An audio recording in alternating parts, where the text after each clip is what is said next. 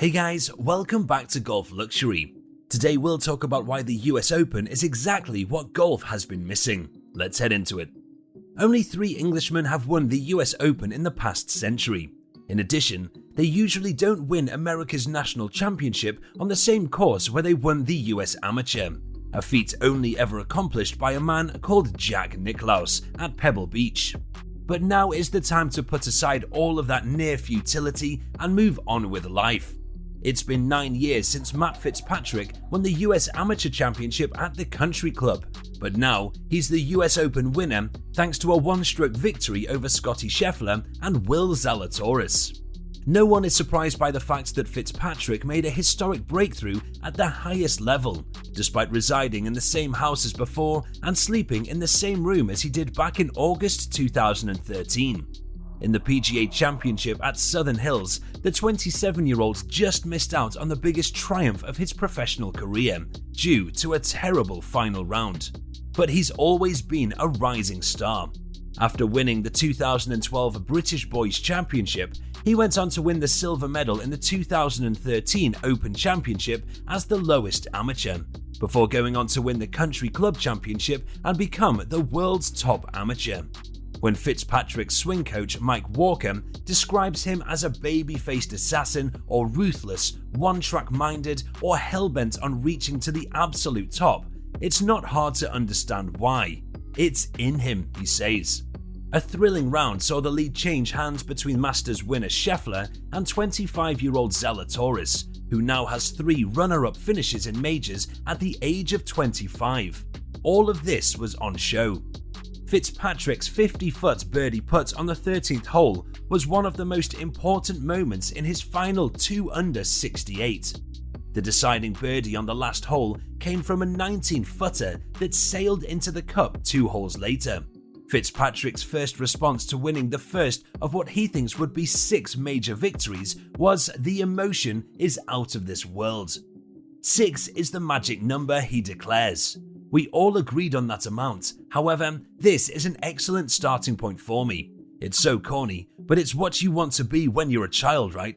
Tomorrow, I'll be able to say goodbye to this job with a smile on my face. It was expected of me that I perform well.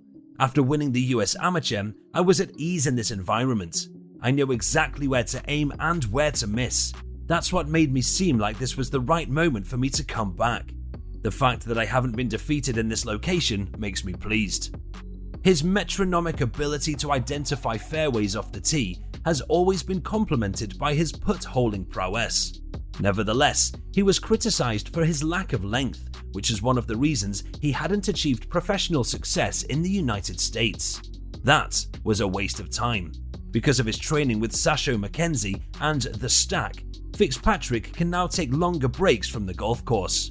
At the 5th hole, he was the only one of the competitors who managed to hit the fairway, and he followed it up with a spectacular shot on the par 5, 557-yard 8th hole. Walker, who was heading north on the M6 highway from Heathrow Airport, was not surprised by the outcome of the last round. The Fitzpatrick approach has undergone significant altercations this year, necessitating a new evaluation. There is a new all-round player in lieu of the short-hitting but accurate short game specialist.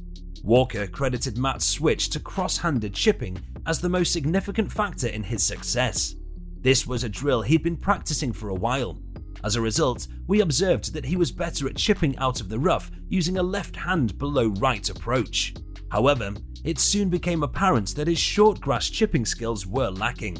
To sum up, we met at the Bears Club in Fort Lauderdale and went through everything we had on his chipping, says Walker. I explained everything to him. When asked about the cross-handed gesture, he said he didn't have to think about it. As a result, the solution was crystal clear. When it came to make a final choice, Matt gathered a month's worth of data to compare the 2 options. It's all in the past now. On top of that, Fitzpatrick's left wrist was operated on to remove a lot of set off it, which has completely changed his iron play. In the meanwhile, his driving has maintained its consistency and precision despite the yardage gains he has made via speed training. As Walker puts it, it has made him an international player and he just showed it. With Matt's game, it's almost like spinning plates, says the author. He had a decent year last year, driving the ball well and putting really well.